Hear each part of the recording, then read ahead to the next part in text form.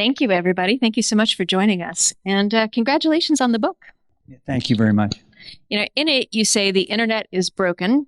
Doesn't have to be that way. Let's start with that first bit. How do you think the internet is broken? Well, it's broken because we had this awesome piece of technology that was, created, that was decentralized and empowering for individuals, and held so much promise. And about 20 years ago, everything changed. Instead of it being a decentralized, human-centric internet, it became very much a centralized and autocratic and surveillance-based internet, because of the apps, the big apps that showed up and started to just scrape our data and use it in ways that some were decent, I suppose, but many were not. They're very harmful, as we're learning more about it. And there's just a lot of harm that's being done, and we wouldn't allow any other utility or infrastructure to do as much harm as this is doing without, saying enough is enough and let's just fix this. Do you mind to spell out the harms from where you sit? Well, we could spend the rest of the evening talking about the harms, right? We're not blind, right? We all see them, we feel them, we know that they're now. We are benefiting now from the research that's proving them, and these harms are being talked about now often. But let's talk about the ability to have a functioning democracy. That's kind of hard right now. I mean, we're borderline not governable. So that's a harm. Let's talk about civil discourse. Wouldn't it be nice just to be able to have conversations and be able to kind of come to some kind of consensus and friendly agreement on things, instead of having, school committee meetings that need armed police? Information. Civilization advances based on our ability to gain knowledge and to build out knowledge and understand what facts are and what truth is. And right now we've taken a giant step backward because of mis and disinformation. So we have a very, very polluted and corrupted ecosystem. And then most importantly of all, and one thing that David didn't mention, I'm the father of 7 children. The harms to children that are being done right now, this is not speculation. This is real. It's happening. And any of you with children or that are watching, what's happening to a whole generation that's being preyed upon by this technology, right? It's an addictive technology, and I'm talking now social media primarily, that is really rewiring brains and really stealing adolescence from kids. Like, why? How can we sit back and watching a whole generation become anxious and depressed and have thoughts of suicide? I mean, the statistics are alarming. So there were a few harms right there, but we can fix this. And just to call out, the infrastructure of the internet has always been decentralized. So really, you're talking about the web here when we talk about centralized internet. Well, I'm sort of. So I'm talking about the internet when it began as we know it, roughly 1983, with the adoption of some simple thin layer protocols. In this case, it was TCP/IP, which connected devices, and it was designed and built as a decentralized communication system when our government was concerned about the centralized telecommunication system that we had and the fear that it might be disabled by, at the time, the Soviet Union. And if it could disable a centralized hub of telecommunications, we would be without communication. So they asked universities and researchers to get involved to build a decentralized communication system. Again, 1983, these devices adopted this protocol. We had the internet. Decentralized, powerful, awesome technology. 1989, I think it's what you're referring to, which is the web. That's Tim Berners-Lee, another thin layer protocol, HTTP, Hypertext Transfer Protocol, that we all adopted. And now we had the data linked up. So devices and data. Now, one footnote here. We are still an IP address on the internet, right? We're not a person. You're not on the internet, your device is on the internet. So this was devices, machines, and then data. So, but still decentralized. Roughly 20 years ago, began the app age. And the app age changed the intent of the internet and how it operated. And so now we entered a phase of the internet where the game was, now that this data has been freed up, let's build machines, right, apparatus, platforms that can gather up the data as fast as we can and centralize it, aggregate it, and then we'll figure out how to commercialize it. And so now that's when things got off the rails. And so it's really the user experience as we know it now, which is very app-centric and app-driven, that's changed the original intent of the men and women who created the internet and the World Wide Web. All right. Throughout the book, you say when we hear the word data, we should actually hear the word personhood. Can you unpack that? What does that mean? Well, it means that as this app age came upon us, these apps ended up collecting all the information they could about each of us, right? And the term that most of you are familiar with is they began to, collect our personal information, our social graphs, and became the real holy grail of the business was to really map us.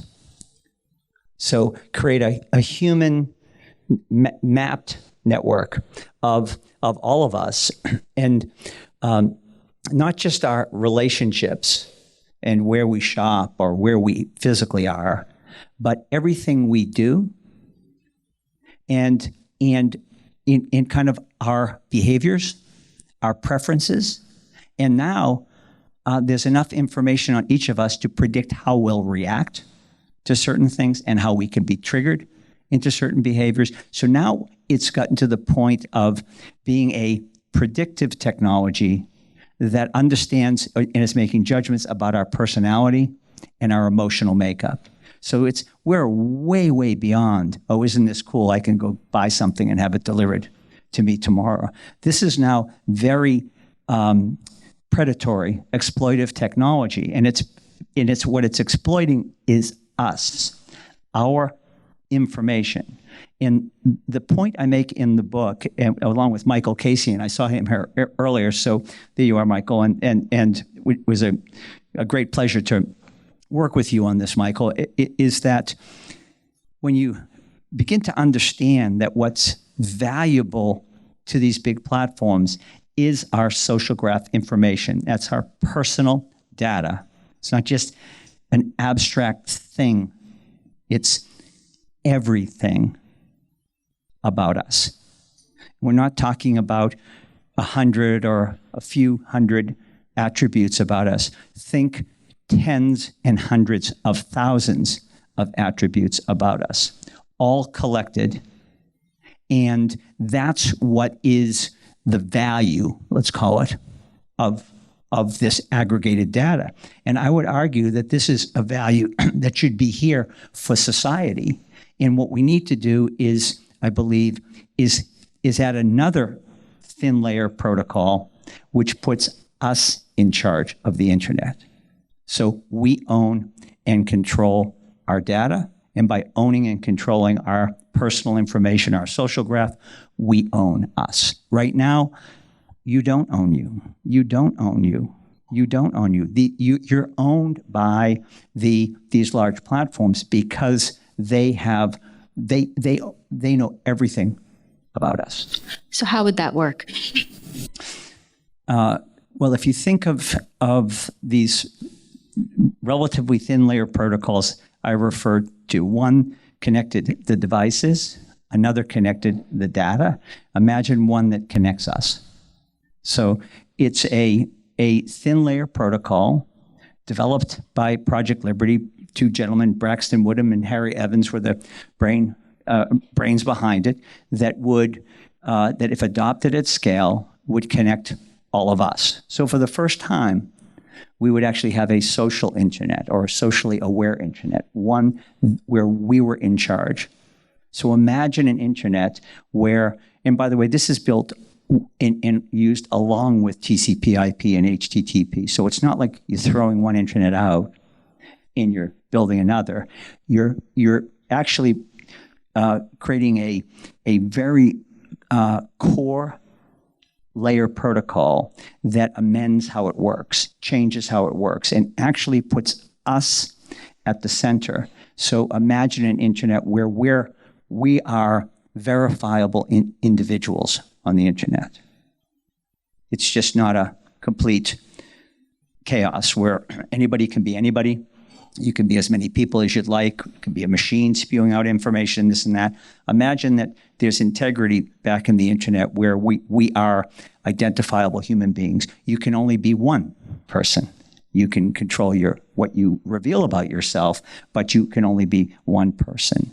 Your social graph is portable. The apps are interoperable. So imagine a internet where the new apps are clicking on our terms of use for our data. We're not clicking on the terms of use of these big platforms. The data is actually part of the internet. Think of it as part of the internet. So it's rather than billions of atomized social graphs that are being vacuumed up by some big platforms, think of it as being a global social graph, universally accessible, where we control our information. So it's maybe oversimplifying a bit in the interest of time, but it's actually a relatively simple fix to the problem of individuals being abused and taken advantage of. And quite frankly, I go back to this notion that please don't think of it as your data, because that feels like, what's my data? What does it mean? It's think of it as you. It's who you are in a digital era. The internet is something that's not going away. We depend on it. We use it. We're connected to it morning, noon, and night. Let's actually have it be human-centric and human-focused in the first instance, and not be an internet of machines. We're sitting in a room of people who are either tech ethicists themselves or deeply interested in tech ethics. So it's probably safe to assume that most people here agree with you the internet is broken in the ways that you describe, and that it doesn't have to be that way. But we might also wonder how practical this approach would be and what the adoption might look like.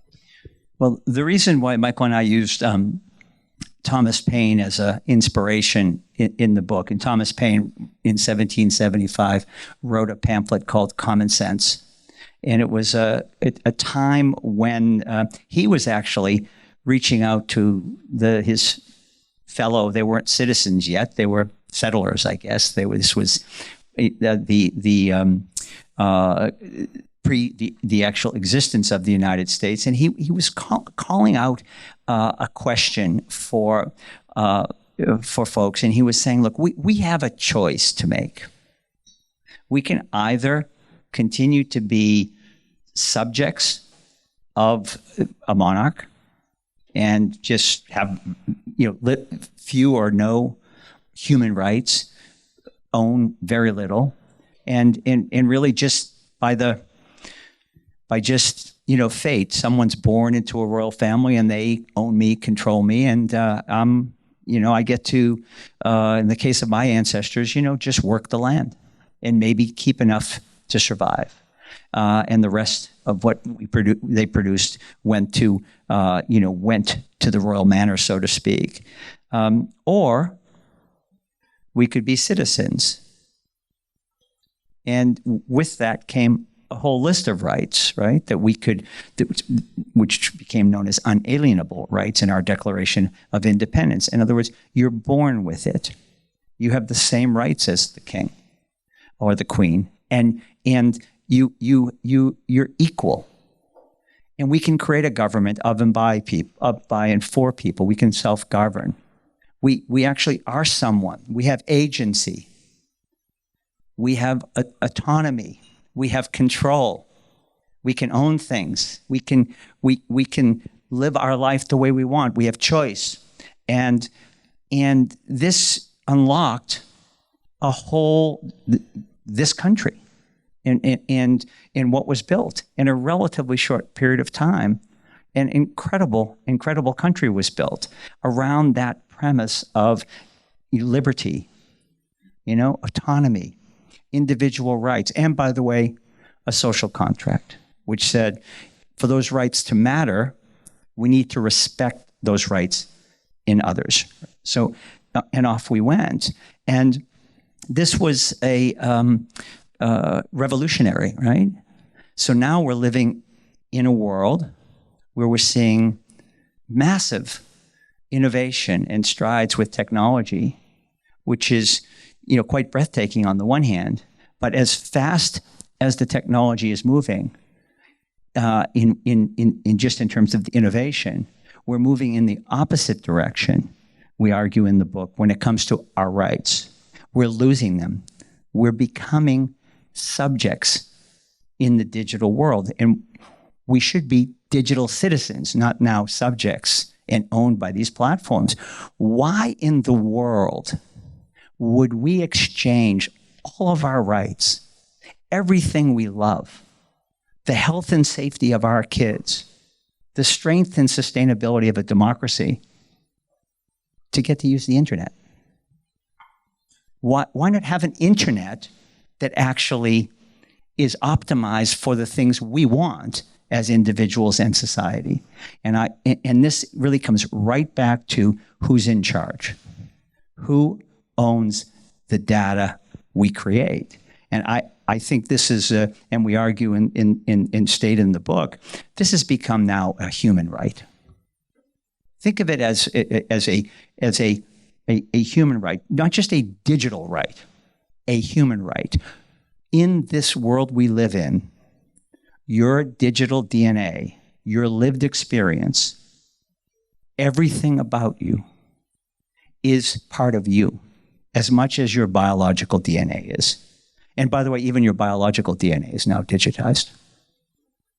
Okay, so this is our personhood. This is who we are. And if we're going to really, really change what's going on and reclaim, our personhood from the machines of big tech, we need to think of this as a social project, as a political project, not just as a tech project. And that's why Project Liberty has 3 tracks, not just a tech track, although I do think it's an innovation, it's important, and people are now iterating and making it better and better, because without fixing the tech, I don't think we can tackle all the big problems we have.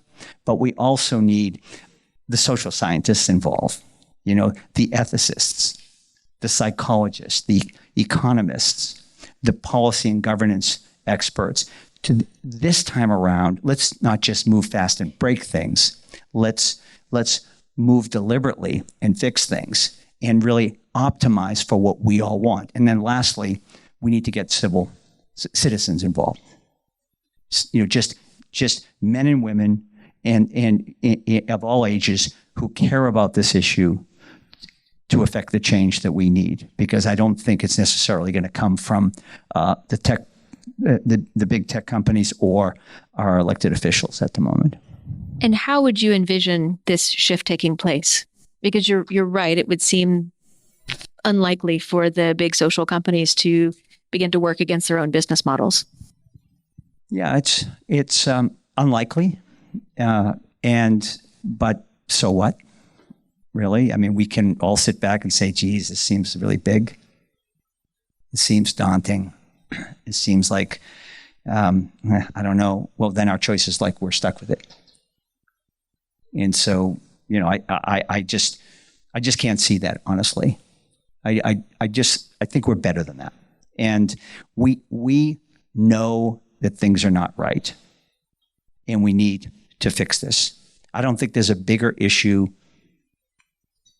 in our time. I think this is the biggest issue of our time. And sadly, it's not an issue that's being talked about for instance, in this presidential election. It should be the number one issue if we want to really get to the other issues. Unfortunately, we're seeing this same technology, and what it's optimizing for is creating the same dysfunction in our political system. So how do you change it? You change it by getting people involved who care deeply about the issue, and who get involved in a cause, or that's why I say it's a social project. I don't want to say movement because it sounds like, no one creates a movement. Movements happen, and so, but if the tech companies aren't going to change it, and our elected officials aren't going to change it, then it's left to us. It's left to us. So let's just cause the change. It may be moms who just are fed up, who have tragically lost children or are afraid of losing children, that are just saying enough is enough. We're not going to do this. And we have something that looks like the Mothers Against Drunk Driving, that forces this change. It may be people that are concerned about democracy. It may be, people that are concerned about mis and disinformation, or all of the above. This is our lives. This is like, why would we let everything we love be destroyed and harmed so we can be connected to the internet? This is just a tool. It's a tool that we can use to optimize all the great things. Right now, you ask kids, is your life going to be better than your parents? The majority of kids say, no, I don't believe so. If that isn't like the ultimate metric for failure, our whole lives should be built upon making the world better than we found it. Making life better for our children than it was for us. We're failing. We are failing. So we need to fix this.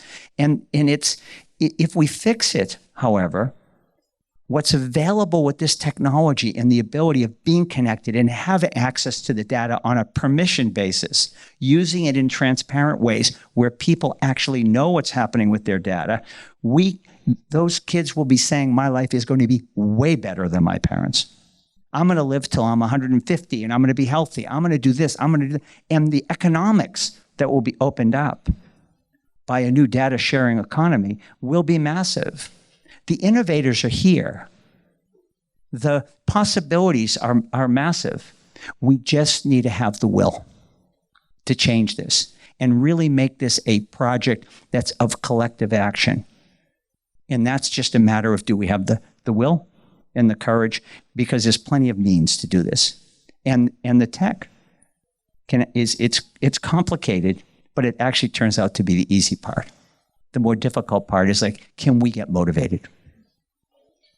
Was there a particular moment that drew you into this work? How did you come to be doing this, to found Project Liberty and to write the book?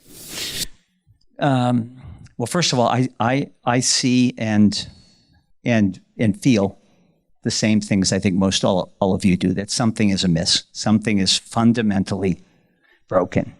And without getting too carried away about it, I do immediately come to my dinner table growing up. I'm one of 7 children myself, a big Irish family growing up in Boston, and me and my siblings were pretty good at, defining problems and complaining, like most kids, right? And not a dinner ended without, my mom saying, okay, you kids have done a good job of defining the problem. Now, what are you going to do about it? And, I think that's not a unique thing. I think many of us are blessed with parents that said, do something. You're capable of doing something, go do something. So it's kind of hardwired. But then I would add to that, I come from a family of builders. My great-great-grandfather started building roads when Henry Ford started building cars.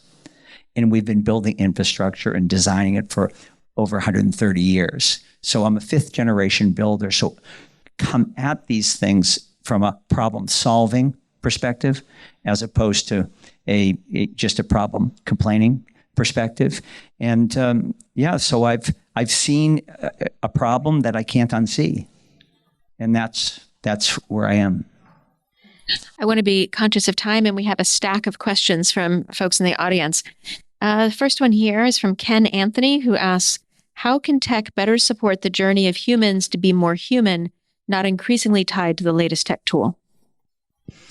Let's make the internet a social internet, make it socially aware, give us control and ownership of us, reclaim our personhood, take it back from the machines of big tech, and then build from there. Kimberly Wright asks, how, if at all, has heritage affected your interest and your position on tech?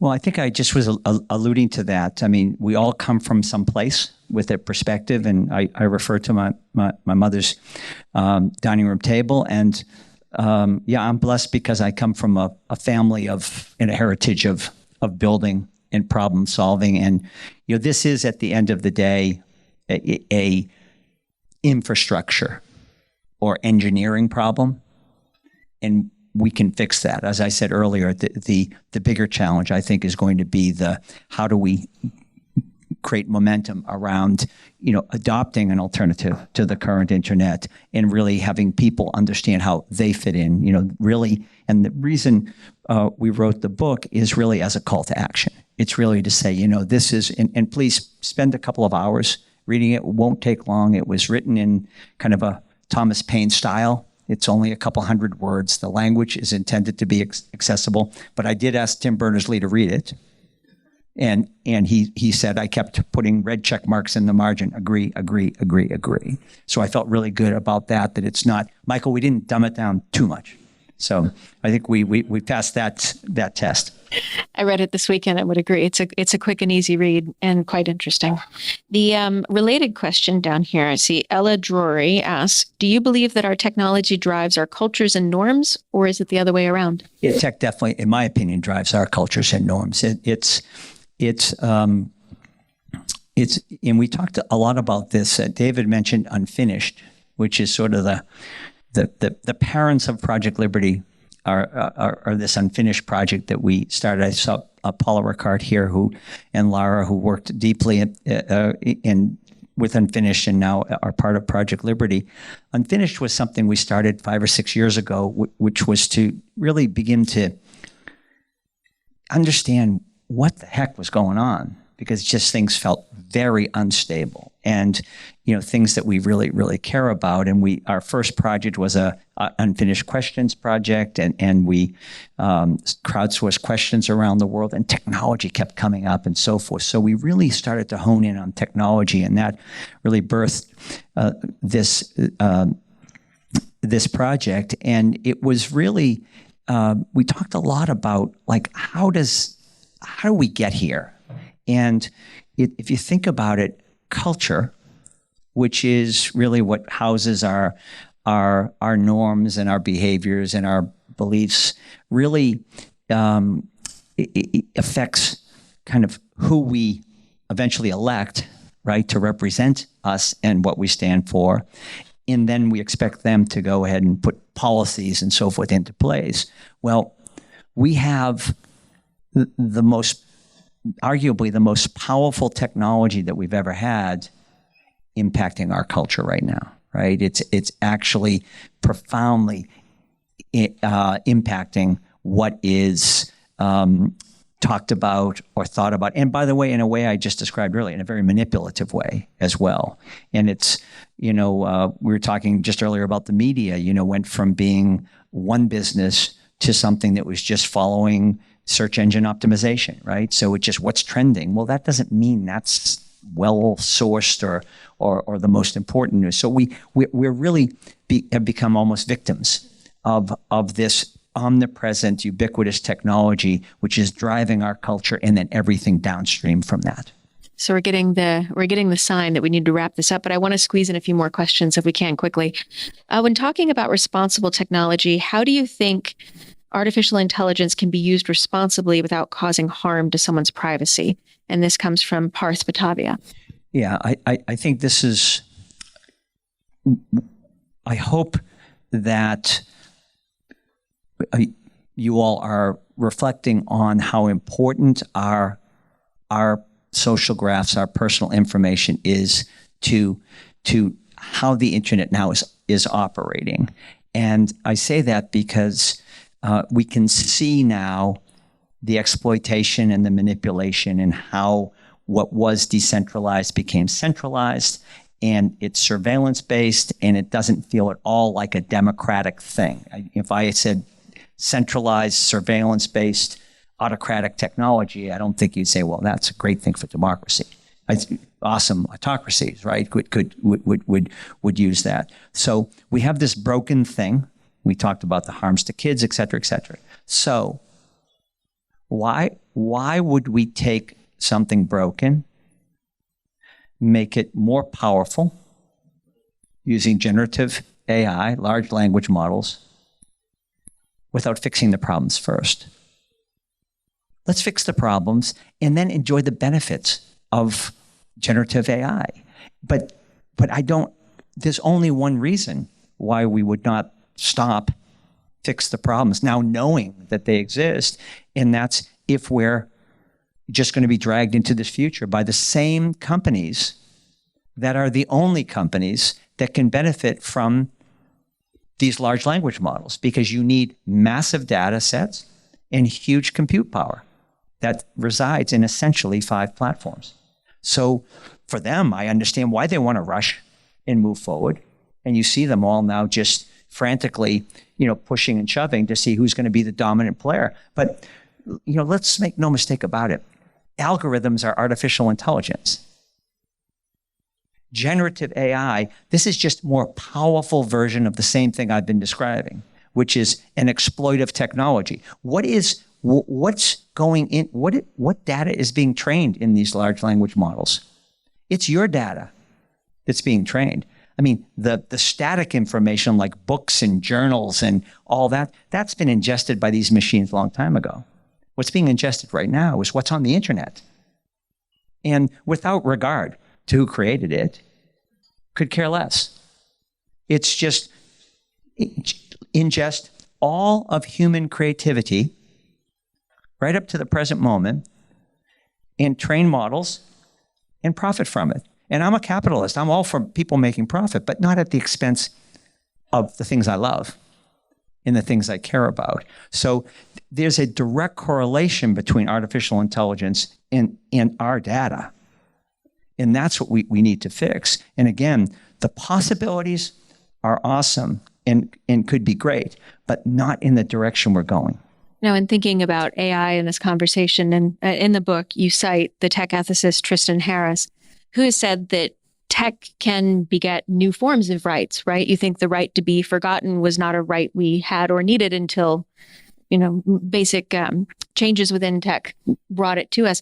But with AI, is it going to be possible to be forgotten? I think is something we're all going to think about a lot more in the year ahead, right? Well, I'd certainly like to have models that were built where I was in control of my data. I got to decide who got to use it for what purpose. If it's in a large language model, I want to know it. I want to have transparency. And if people are going to make $1 billion, I want to participate.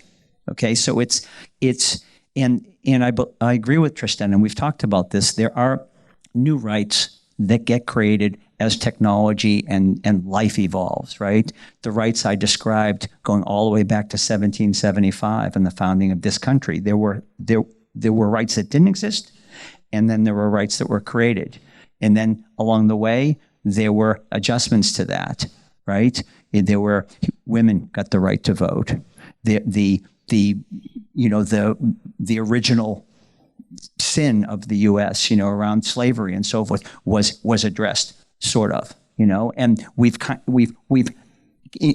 created rights as we've gone along and as things changed and so on and so forth. But I would also connect the following to what's broken here. The U.S. as a project has been moving in a direction. It's imperfect, and we can sit and talk about all the things that we haven't done right. But we were moving in a direction where it felt like we were all moving together in a direction that was positive, that was getting closer and closer to the words that were written. And now we see things we see rights being taken away, and we feel like we're moving backward. And I would argue it's connected to the same thing. We're being ripped apart by technology that is not optimizing for us. It's optimizing for the machines and the data. If we can, I want to squeeze in one more. Thank you, everybody, for all these questions. There's so many great questions that we're not going to get to. But to close on, I think this one is particularly relevant from Dele Atanda. Our biggest fight here may be motivating people to take action to reclaim digital freedom. How do you think we'll achieve this? Do you think we'll achieve this? Yeah, first of all, it's not my biggest fight. It's our biggest fight. So I think we'll achieve it if we decide to all really recognize what's at stake and embrace this set of issues and get involved. And so I said earlier that if we don't fix the tech, I don't think we can fix lots of other problems that we have to address in the world. But I also don't believe that fixing the tech alone will solve the problems. We now know how powerful the internet is and what promise it holds. Imagine we get to reset how it works. We get to actually now embed values and principles that weren't embedded in a move fast and break things, kind of era. We get to re-decentralize. We get to put people first, to own and control your data. We get to use the technology for society's sake and optimize for what we all really care about and protect our children and so on and so forth. If we can get the